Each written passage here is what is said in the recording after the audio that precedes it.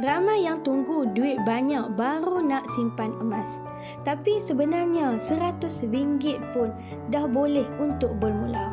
Harga emas hari ini adalah sekitar RM705 untuk 1 gram. Tapi nak mula simpan emas tak perlu tunggu cukup RM705. Dengan akaun emas CAP, kita boleh menabung ikut bajet. Ada RM100, kita simpan RM100. Ada RM500, kita simpan RM500. Tiada komitmen bulanan, tak perlu paksa diri, yang penting konsisten tambah sikit demi sedikit.